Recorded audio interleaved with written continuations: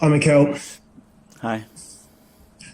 Why was it important for Arsenal to make such a strong statement when it comes to the No More Red campaign? Well, obviously, we've been running both as a club over the years with the knife crime, and we have the capacity to give exposure to that issue in London, and everyone at the club has been extremely supportive, starting with the players and our sponsors, especially Adidas, which has been exceptionally good to come with some great ideas to support that, and I think it's very beneficial. And of course, it'll be the players that'll be wearing the kit on Sunday. So when you told them about this campaign, what they'll be wearing, and knife crime in general, what have their thoughts been? Well, they've been aware for a while, and this campaign has been trying to get done for a long time, but with the COVID issues, we haven't had the chance to do it. We are going to do it now in the game on Sunday, and they are extremely supportive with that.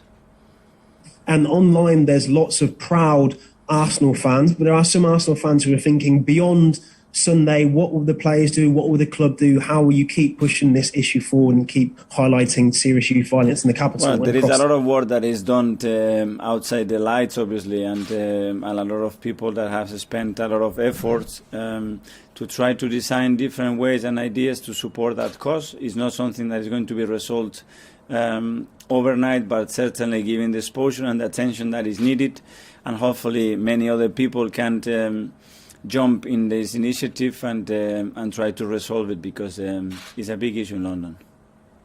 And of course, onto the game. You go into Sunday's game as favourites, so it's a good opportunity to give some chance to some of those younger players. So who are the younger players that you'd be looking forward to seeing and maybe giving a chance to? Well, we have a really young squad, so a lot of them are already really young, but we will assess the squad. We still have some issues around it, like it's happening every single match. Tomorrow, when we have the last training session, we have every test back, we will know who is available, and we'll try to go there to win the match, which is going to be difficult, because since Gary and the coaching staff took over, they really changed the team, and I expect a really tough match. Thanks for your time. Thank you. Comes to George at the BBC. Thanks, Mark. Mikel, first of all, how are you? How are you feeling after your COVID? I feel good. I have a few rough days, but I feel in top form. I was so happy to leave my house after being there for 7 or 8 days, so I'm really good. Good. Well, good to hear. But before I talk about Sunday's match, can I just ask you how you felt on Saturday afternoon at about 2:45 when Man City scored that winner then? But I was, as you can imagine, I was extremely upset how we lost the game at the end, but at the same time extremely proud for the performance, the way the players played the game, the atmosphere that I managed to feel throughout a TV, which is nothing like being on the touchline, but the support from our fans and the atmosphere that they created, it was incredible. So just for that as well, extremely grateful, and but at the same time very disappointed, because we ended up losing the match, and we have to improve. With just a couple of them decisions with Granit Xhaka and Gabriel, do you accept with them that probably they live life on the edge, and then they're going to give a red card or a penalty away, but over the course of the season they're worth their weight in gold and they're worth more valuable? Well, if I have to rate the decision that they were made on that game, I have to be extremely disappointed, because it was completely inconsistent and affected in a big way the results. So I prefer not to talk too much about it. Okay. Can I just ask how you feel about a lot of the fans are frustrated that the Liverpool match was called off? How do you feel about it? Are you frustrated yourself, or you totally understand? We wanted to play the match, but you have to understand that clubs are having a lot of issues. And then again, we have people who is in charge to make the final decision whether the game has to be played or not. And I believe that they should have enough arguments not to play the game if the authorities manage to postpone the match. But of course, we wanted to play. And just team news, please, for tomorrow, or COVID news, as it probably is called now with any new I would situations? have them all tomorrow. We have some issues, but but we'll know more tomorrow. Okay, and the last one from me, just as you've won this cup, and we all remember the scenes in the dressing room when you lifted the trophy, do you feel like it's your trophy and you want it back from Leicester? Of course, we won it, and we have an incredible history related to this competition, but you have to go game by game. Every game in this competition is extremely difficult. We're going to go to Forest. We know the atmosphere we're going to face, the team that we're going to have to play, and you have to go step by step and don't look any further. Thanks very much. Good luck. Thank you. Thanks, George. Ian, TalkSport. Hi, Mikel. How are you? Hi. Happy New Year. Happy New Year. So come on then, what's the experience like for a football manager watching football on TV? I'm saying that you have a go at the TV company producing it. I mean, what was it actually like? Was it really, you couldn't do that every week, right? No. It's a very strange feeling. Obviously, trying to communicate with players through the computer, it's something that I'm not used to it. It's the best moment of the week when you are there on the touchline and things start to happen and you are part of that atmosphere, you are part of that energy, and when you are at home, a lot of that gets lost. But at the same time, I was quite calmer than I expected to be. Probably because I knew that from there it was pretty difficult to get anything to them. Absolutely. Regarding the FA Cup and Forest, last time Arsenal went there a couple of years ago, they were beaten 4-2. But when they went there in 1979, which was granted before you were born, they won 1-0 with Frank Stapleton scoring, and then they went on to win the cup. So is that a good omen if you win there on Sunday? To have the history all the time you play an opponent and to make players realize the difficulty of matches, sometimes it's very useful. What about the priority? I mean, you're now you're part of this conversation for the top four. You're in the semi-final of the League Cup. Where does the FA Cup sit in terms of your priority? For me now, it's very difficult to plan. It's not priority. I think you have to go game by game, regardless of the competition. If you want to plan what's going to happen in 2 or 3 games, and you start to keep players not to play because they're going to play in other matches, it doesn't work like it, because maybe the next day they get COVID or something happens and you don't have them. So what we discuss, game by game, try to win every single game, and then the rest will be much better for sure. So it's quite a hard, almost an impossible time now to be a manager in terms of actually having a plan that goes beyond the following weekend. You can't plan like a month. You cannot do it because you know that you expect to have things that are going to happen. So I think it's better to put in advance the problems that you can face and what are the chances of that happening. And if you do that, then obviously the plan B and C are ready. If not, I think you are just chasing things all the time, and it's not the way that I like to do things. Finally, on a couple of your strikers, Eddie Nketiah early in the season didn't want to sign a new deal. Patrick Vieira is very keen on him at Crystal Palace. Do you expect Eddie Nketiah to still be an Arsenal player in 4 weeks' time? I already spoke about Eddie, about how I feel about him, the intentions of the club, and where we are. And he is with us. Every day he shows me and the club that he wants to stay with us. And I will keep having those discussions with him, but he knows that we want another club. And Pierre-Emerick Aubameyang is away at the African Nations Cup. Apparently, we're out partying, and maybe that's where he caught COVID. Do you feel vindicated that you've been absolutely right in your treatment with Aubameyang and the fact that he is, for want of a better expression, a bit of a problem player? For me, it's difficult to judge when the players are away, and I don't know what they were able to do or not. The decisions that I have taken, obviously, they were always in the best interest of the club, and trying to do the right thing with what we demanded to do. Well, welcome back to the touchline this weekend. Thank you, Ian. Gary from Sky Sports. Yeah, hello, Mikel. Hello. Thanks for your time. Are you willing to give any more information?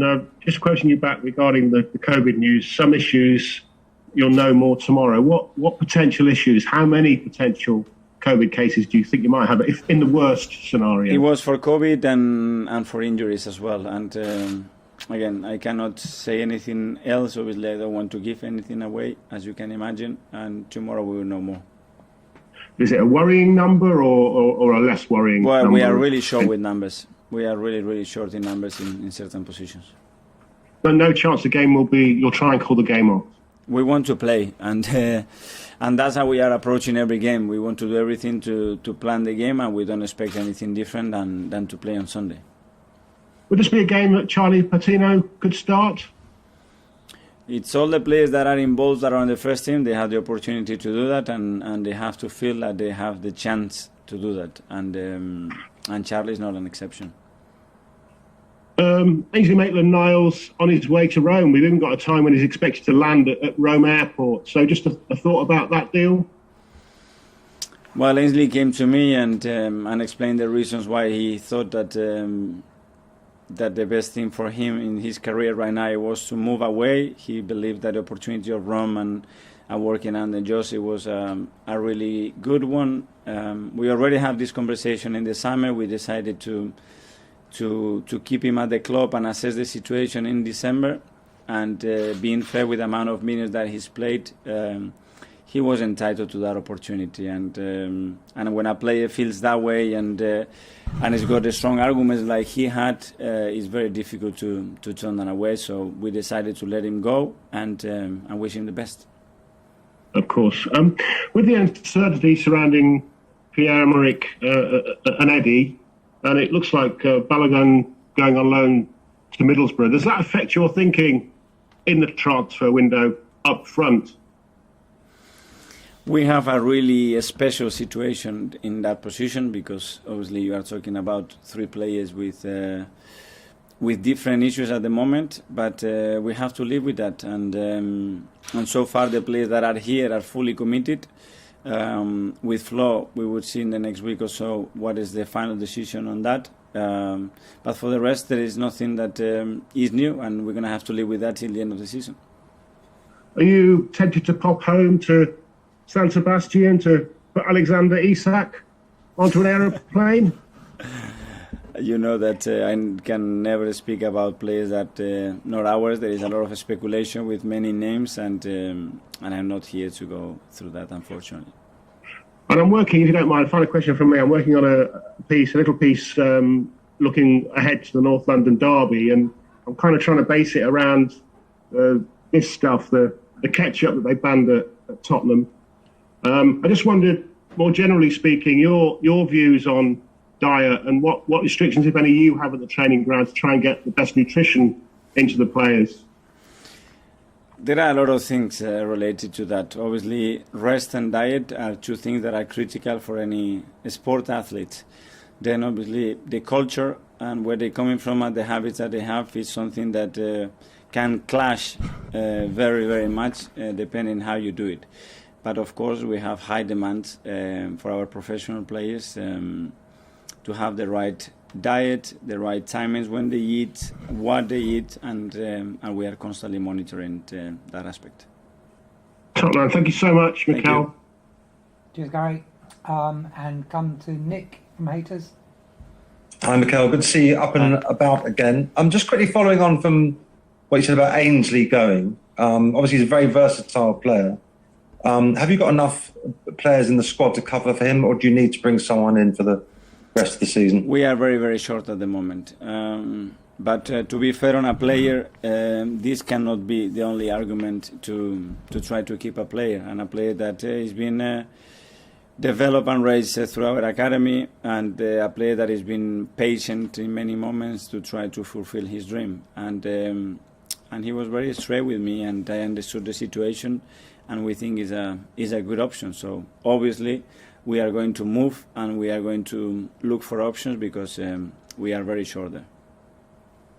And just a couple of questions about Emil Smith-Rowe. I'm assuming if he's fit and COVID-free, he might get a chance to play against Forest. It was only a few weeks or so ago. He was starting every game, playing for England, but now he's more of a substitute, an impact substitute. How has he handled that change in his situation? Well, the main reason to that is because he wasn't completely fit to play, and he's been carrying an issue that hasn't allowed him to train regularly, to play regularly, and that was the main reason, because looking at his performances and what he did before that international break, there is no question that he was one of our most important and consistent players. So the only reason that changed that dynamic, it was that, and obviously now that the team was doing well, there are other players that have performed well, and that changed the situation, but I'm very happy with him.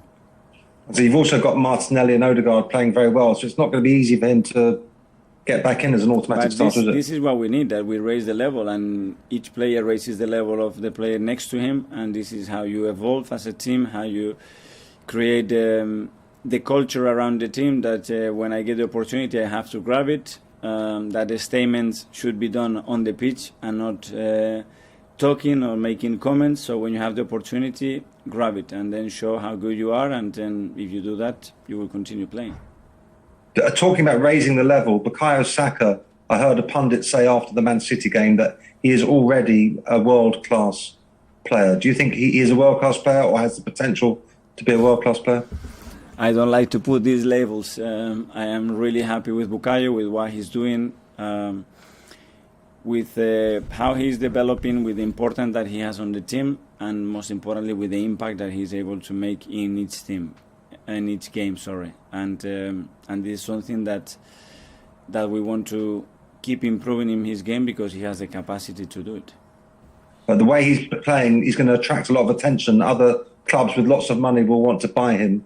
Would you urge the board to offer him a new contract this summer to show how much you love him? I think that's great news. When you have a lot of talk and people that are willing for your players, is a really good sign. They should be proud, because that means that they are doing extremely good work. Is a new contract on the agenda? Is that something you guys have been discussing? There is time to talk about all those things. Okay, thank you, Tom.